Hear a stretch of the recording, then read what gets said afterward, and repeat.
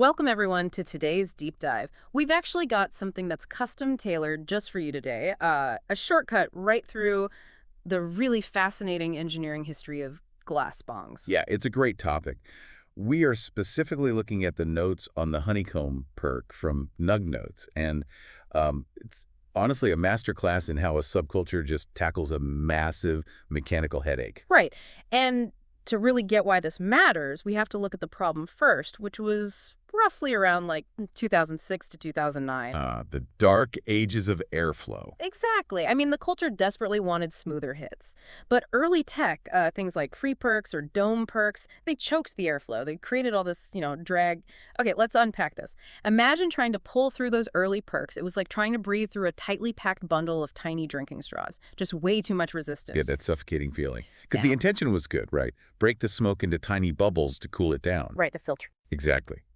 But those early shapes, like those tiny glass branches in a tree perk, they force the air through these incredibly narrow winding paths. So it just bogged everything down. Yeah, you eventually got the air, but the drag was just exhausting. So we moved from that problem straight to the fix. Around 2009 to 2010, Stone Glass Works and Preston Hanna come up with this Waffle perc. Which was huge. They completely ditched the whole tubes within tubes idea. Right. They just used a flat disc drilled with dozens of holes right across the cylinder. So the smoke pushed through a single perforated plate, micro bubbles without the drag.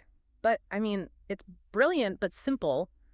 Why did it take the industry so long to realize a flat perforated plate was the answer to their drag problem? Well, honestly, from a glass-blowing perspective, it's kind of a nightmare. Wait. Yeah. Fusing a perfectly flat, rigid disc horizontally inside a vertical tube creates these massive stress points because glass expands and contracts when it's heated. Oh, right, the heat. Yeah, so if you just weld a drilled disc in there, the whole piece will just shatter as it cools. Wow. They had to perfect the exact flame chemistry and, the annealing process. Like cooling it slowly in a kiln. Exactly. Cooling it super slowly so the structural integrity held up, but the airflow stayed completely open. That makes so much sense. But once they solved that, I mean, the commercial explosion was wild.